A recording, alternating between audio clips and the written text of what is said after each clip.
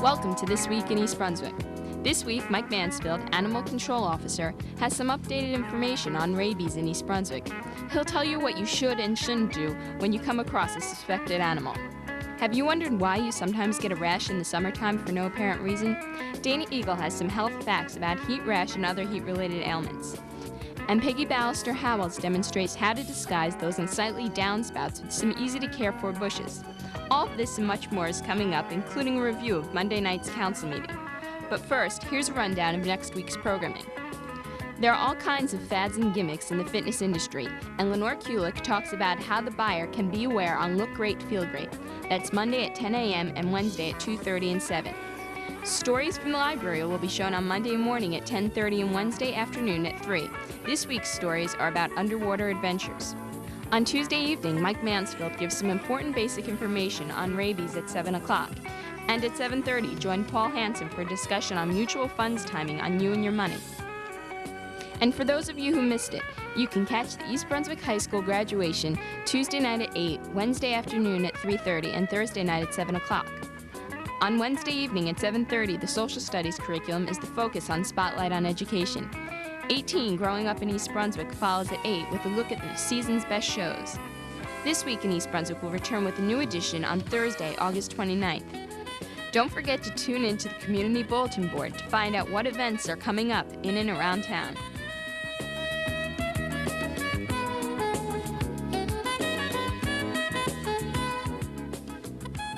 How do you do? I'm Mike Mansfield, East Brunswick Animal Control. I just wanted to give you a quick update on rabies in Middlesex County. Rabies entered Middlesex County around the first of the year. We've only had one case in East Brunswick, but we've had a total of 46 cases as of August 9th in the county of Middlesex. A rundown of the animals are, statewide, is 934 raccoons, 72 skunks, 19 domestic cats, 7 fox, 26 groundhogs, 4 deer, 2 cows, 3 domestic rabbits, 1 sheep, 1 black bear, 2 opossums, and 1 beaver.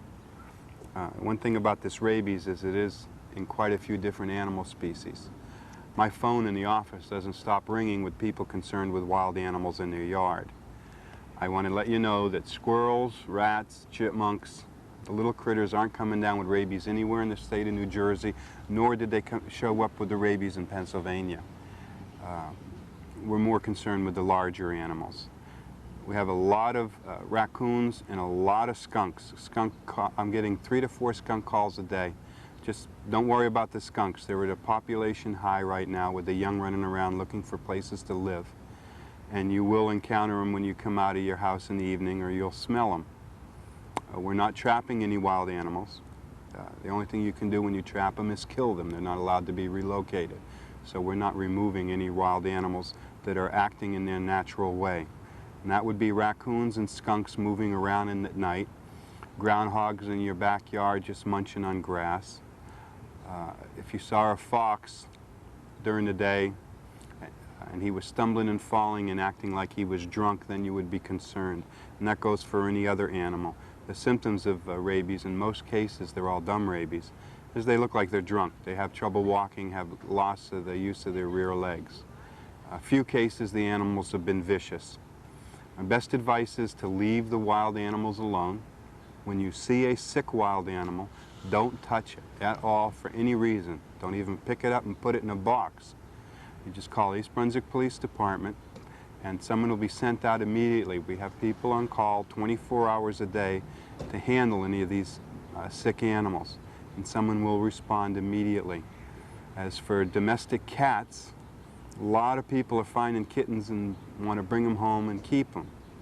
One stray kitten that ended up in East Brunswick Vet resulted in 29 people getting rabies shots. There's a big problem with cats and their possibility of carrying rabies. Just don't mess with cats if you don't know where the parents came from, if you don't have no background knowledge of the kitten. Don't take it, don't bring it home, don't play with it. It could come down with rabies 6 months after you bring it home. You all still have to get rabies shots. So just don't mess with them. I would tell you the best thing to do is you see any sick animal, or any wild animal acting strangely, you just call 390-6960, and we'll be glad to give you any information you need and tell you whether you need to worry or not. If you see a sick or dying animal in your front lawn, call 390-6900. That will be the East Brunswick Police Department, the front desk. And they will contact me on off hours, and the regular hours are 8 to 4. They contact me by radio and we respond immediately. Thank you. Please just leave the wild animals alone and let us handle them. This is Paul Hansen from You and Your Money with this week's money tip. This week's buzzword is yield curve. The yield curve is a graph that shows the relationships between short-term and long-term interest rates. That is, between yield to maturity and time to maturity of a debt security, as reflected in a smooth curve with an upward, downward, or horizontal slope. As we move through the recovery, you can watch the effects of Federal Reserve policy and the market's reaction by the changing shape and slope of the yield curve. This is Paul Hansen with this week's money tip. Summer is a great time for outdoor activity. Young and old alike enjoy their favorite activities outdoors. However, along with the fun stuff comes some not so fun stuff, such as heat exhaustion, insect bites, poisonous plants. Vic Romatowski has joined me to help you make your summer more comfortable and enjoyable. During the summer months, with a lot of outdoor activity, quite a few people become victims of heat exhaustion. Very simply, what it is your body becomes overheated and you can't cool your system down fast enough. Overheating occurs most often to people who are not accustomed to the outdoors. 3 contributing factors include loss of body fluid, an insufficient salt take, and a deficiency in the production of sweat. When one experiences heat exhaustion, the blood pressure is low, breathing becomes fast and shallow, and the pulse may become rapid and weak. The skin turns pale, grayish, and clammy. Fainting may occur, or the victim may experience heat cramps as well as other symptoms. They'll sweat profusely, they'll become dizzy, disoriented, you become sluggish. What you have to do is you have to take in a lot of water. Keep yourself cool down, and at some point in time, find an area and just rest. When resting, keep the victim's feet raised about 12 inches off the ground to keep the head lower than the rest of the body. Remove any excess clothing and, if possible, go to an air-conditioned area. Give the victim 1 to 2 grams of salt tablets or continual sips of a weak salt solution made up of about a teaspoon of salt. Victims should consult a physician in order to prevent the risk of heat stroke. Heat stroke is a more serious condition. It's life-threatening, and it is caused by the body's failure to regulate its own temperature. It is most common in athletes and older debilitated people. While heat stroke is a result of the high temperature, it is not just a result of the long hot summer. It can easily be caused by sitting too long in a hot tub or a bath which is too hot. Above 104 Fahrenheit is dangerous territory. With a heat stroke, a person is completely out. They'll be laying flat on their back, no sweat at all. The skin turns hot, red, and dry. Body temperature can reach 106 Fahrenheit, and the pulse can reach 150 beats a minute. Heat stroke is so serious, it can lead to convulsions, unconsciousness, and can even lead to death. What has to be done is immediately that person has to become cooled down to prevent any sort of brain damage or any other damage to their body. The best way to do that is to move the person to a cool area, notify the rescue squad immediately. While you're waiting for the rescue squad, cool the person down with as much fluids on the outside of their body as possible. Hose them down if you have to. Ice on the joints, okay? To help the circulation, to cool the blood down that's actually within their system. Other ways to cool a person down is by hosing them or wrapping them in a cold, wet sheet. Once a person does suffer heat stroke, that person has to go to the hospital to be treated by a doctor. Heat exhaustion can be treated at home if you don't want to go to the hospital. Most people won't call an ambulance for a heat exhaustion case. Sometimes they will, sometimes they won't. Heat stroke will always result in a trip to the hospital. Don't push yourself too far. And remember to keep your body cooled down. When you feel yourself getting tired, you feel yourself sweating profusely, where you feel like your entire body is draining away, mellow out, take some time off, sit back and have a cool drink and relax. Heat rash will be developed from people who, again, are constantly outdoors, sweating a lot. You'll see it's very similar to a diaper rash on a child. where small red lesions will start to raise up on the skin. The problem is due to heat and humidity. What happens is the body produces perspiration faster than skin pores can pump it out, resulting in bump-like blisters. The red rash occurs mostly on the trunk and neck. It is itchy and will cause a prickly sensation.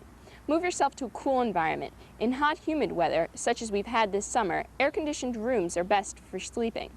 For immediate relief from prickly heat, take a cool but not cold bath and add a cup of cornstarch or baking soda to the bath. Again, the best bet is to cool yourself down, dry clothing, remove the sweated up clothing that you've been wearing. Generally, it'll disappear after you cool yourself down within, a day. If it doesn't, if it persists, then you're going to have to see your family physician. Tune in next time for information on insect bites and poisonous plants.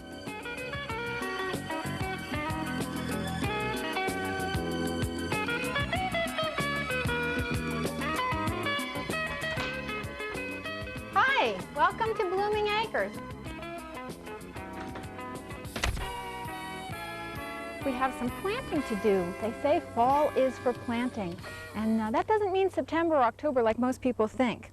We have here some little tiny yew bushes, and it's time to get them in the ground. You can really do that kind of planting right after the peak heat of summer ends, and I would say that that's pretty much over. And you can do it from now into October, but it's important that the soil temperature stays warm. It has to stay at least above 40 degrees in order to have some root development. So now's a good time to do it. Now you see here, we have this rhododendron. Needs a little pruning. It's already got some flower buds set. But look at how close to the house it is. This was done by a landscaper last year, just prior to our purchasing Blooming Acres here. And for some reason, they decided it was a good idea to try and cover this meter. But what they made the mistake of was there's no way for this little plant to grow, and also it kind of blocks the aluminum siding if you have to do any work on the house. So this is going to come out. I think that this is an inappropriate bush for this spot, and we are eventually going to move all the rhododendrons that are in front of the house on this side and on the other side to a different location entirely. But what we have here is something special. Now you need something special in this space. I have 6 acres here, and my little front entranceway is only about 10 feet wide. So we are very limited in the selection of plants we can use. Now this took a long time to find this. And I know it doesn't look very impressive the way it is right now, but it's a yew bush. But it's not just any yew bush. This is called Flushing, and it's a very particular variety. See how skinny it is? Well, it doesn't ever get much bigger than about this, and it grows straight up. It's called a columnar form, referring to the word column, but it's probably the narrowest of all the different varieties. Now we have 3 here. There's one more tucked over there. And eventually when this rhododendron comes out, we're going to put one of these yew bushes right in front. So it'll never get very wide, it'll grow straight up, eventually it will cover the meter. But for now, we're going to put one right here.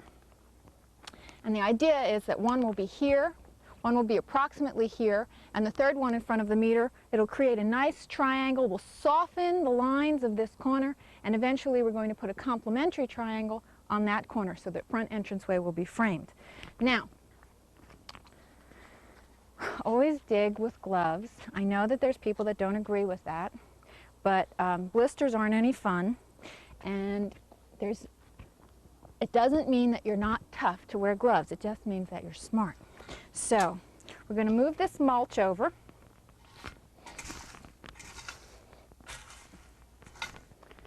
This is a nice organic wood chip mulch, which I prefer to any of the plastic mulches.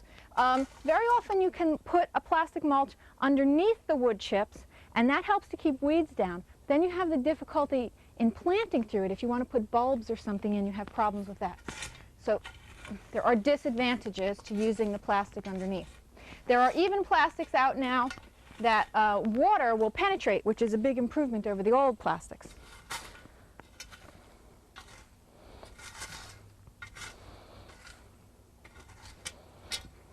Okay, a couple of things that we want to keep in mind is that you always dig the hole a lot bigger than you think you need it. That way you have plenty of prepared soil and lots of nice soft soil for the roots to penetrate.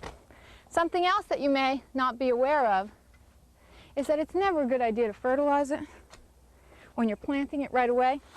It's a good way to burn the roots. You're really much better off waiting until the plant's been in the ground for at least a year and gets established. And then it'll be in a better position to utilize the fertilizer that you put in. Okay, well that just about does it for making the hole deep enough. But I do want to work on improving the soil here. You can see this red part has a pretty high clay content, although there's a lot of sand in the soil here. So what I want to do is add some compost, which is, of course, very high in organic matter and natural nutrients, and will improve both the texture of the soil as well as add a small amount of nutrient value to it. Okay. So we want to mix that in, and then we're going to put some of that soil back in the bottom, so there's nice loose soil in the bottom for the roots to penetrate down into. Now I think this one looks like a good one. That looks like a pretty good height.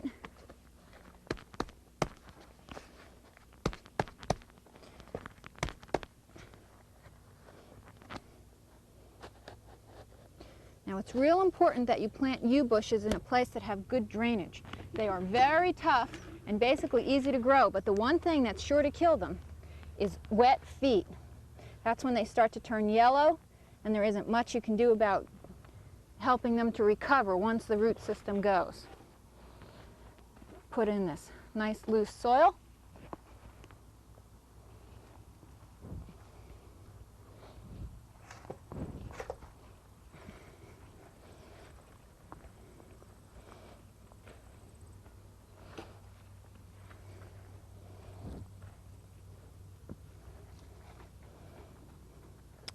Okay, that's beginning to get to be nicely filled.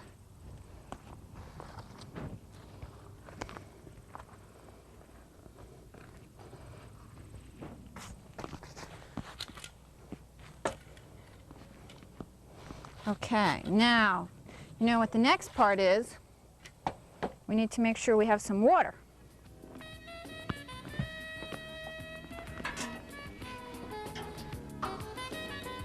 Good drink.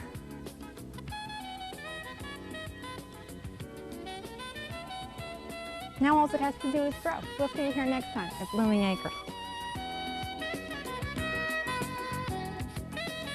At Monday evening's Township Council action meeting, the council discussed drafting a resolution that would request the Middlesex County Board of Chosen Freeholders to make improvements to the existing conditions at the intersection of Old Bridge Turnpike and West Prospect Street. Captain James York explains. Because we're dealing with both county roadways, the Old Bridge Turnpike and West Prospect and Prospect Street are both county-maintained roadways.